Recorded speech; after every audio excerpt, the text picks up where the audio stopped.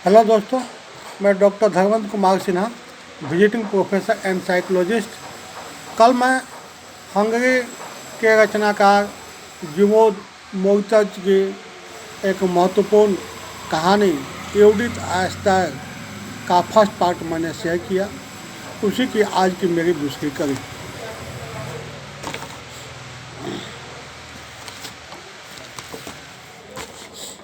पूरे रास्ते मेरा दिल धड़कता रहा, कहीं कुत्ते ने पकड़ ले। मगर रास्ते भर इतने खूंखार कुत्तों से सामना नहीं हुआ जितना रिश्तेदारों के अहाते में। एक नौकरानी सामने से आई और उसने मुझे कुत्तों से बचाया। एस्तर चाची कहाँ है? भड़कीले कपड़े पहने वो नौकरानी शायद कुछ उदास सी थी और कुछ गुस्सा भी। उधर है पशुओं के बागे की ओर गुर्रा कर बोली। मैं सामासा बागे की तरफ बढ़ा। अचानक मैं रुक गया, मानो बर्फ का छोटा सा पुतला बनकर रह गया हूँ। बागे में से अजीब सी आवाज़ें आ रही थी।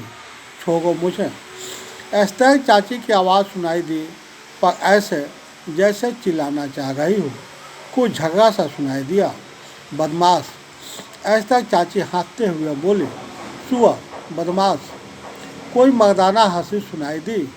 मैं पहचानता था, यह आवाज़ उनके ड्राइवर की थी, फैरी पाल की, जिसके बारे में मैंने सुना था। वो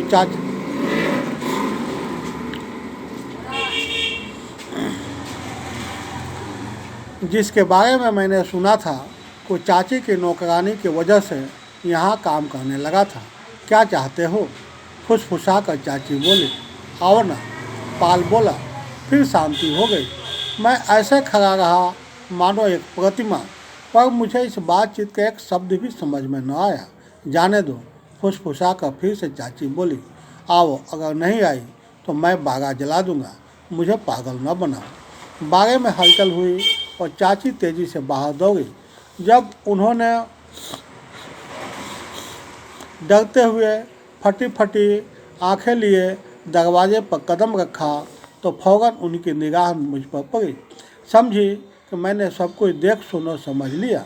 इससे वह बेहद डर गई। क्या चाहिए? मेरी वो कातिलाना नज़र डालती हुई बोली। मेरी माँ ने। मैं हकलाते हुए बोला। आपको सलाम भेजा है और एक जग दूध आपसे लाने को कहा है। नहीं है, वो चिल्लाई। लगा जैसे मैं लड़खड़ा कर गिर जाऊंगा। वो घर की तरफ बढ़ गई। मैं उबलता हुआ घर लौटा। दरवाजे पर देर तक खड़ा रहा, जब तक दरवाजे खोलने की हिम्मत मुझ में नहीं आ गई। माँ ने तेल की लालटेन जला ली थी। मैंने पैसे मेज पर रख दिया और बड़बड़ाया। वे नहीं दे सकती, उनके पास है नहीं। माँ सीधी खड़ी हो गई, सख्त बन गई। माथे पर पसीने अच्छे से पोछा और बस कहा, ठीक है। उदास बोझिल शाम थी। मैं एकदम लालटेन की बत्ती को ताकता जा रहा था और सोच रहा था कि कितना तेल खाती है यह लालटेन। यह भी सोच रहा था कि क्रिसमस पर तो कम से कम पिताजी घर आ जाते त्योहार के लिए। जल्दी ही मैं लेट गया। रात गहरी हो चुकी थी जब किसी ने खिड़की जोर से खटखटाई। यूडिथ, यूडिथ, हमें सुनाई दिया। एस्तर, माँ चिल्लाई। तुम हो क्या? मैं हूँ। भगवान के लिए अंदर आने दो। माँ ने उनको अंदर आने दिया। मैं पलंग पर सामा लेटा रहा। एक माचिस के जलने की आवाज़ सी आई, पर वो जली नहीं। चाची डरी हुई आवाज़ में फुसफुसाने लगी। अरे मत जलाओ, अगर मेरी मौत नहीं चाहती। मेरे लिए पलंग ले आओ, मेरा वक्त आ गया। माँ ने पिताजी का पलंग बिछा दिया। चाची उस पर लेट गई। केवल एक दफ़ा अचानक चिल्ला पड़ी, हाथ मुझे छुओ मत, दर्द होता है। रोते रोते उछल कर बैठ गई। मुझे बुरी तरह से पीटा। तुम्हारे अलावा और किसी के पास जाती तो इस बात का पूरे गांव में ढिढोरा पड़ जाता। धीमे धीमे सिसकती गई चाची। मैं पगली बेवकूफ़, रंगे हाथों पकड़ी गई। बोली, केवल तुम्हारे पास आ सकती थी। अगर कहीं और जाती तो मेरा अंत हो जाता।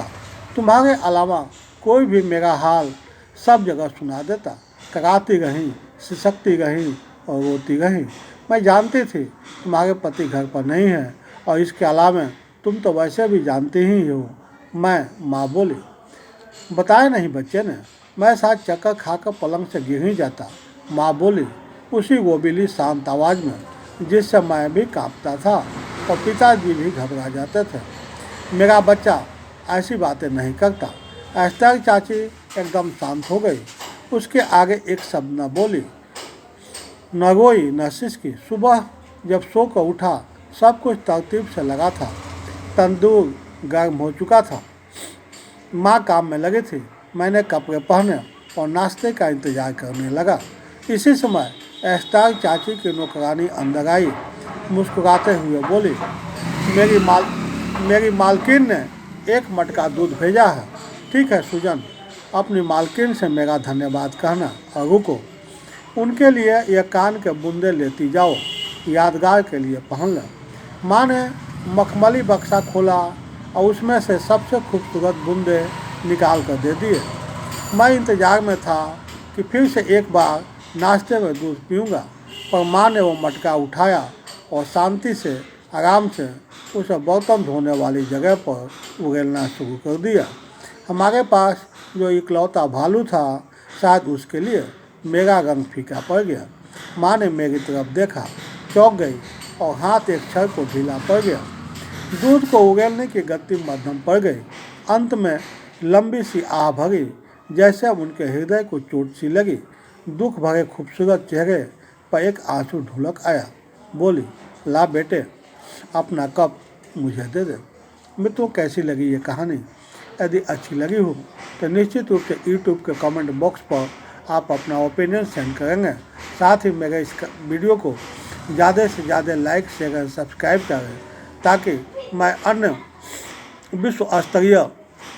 विश्व साहित्य की महत्वपूर्ण रचनाओं को आप लोगों से शेयर कर सकूं।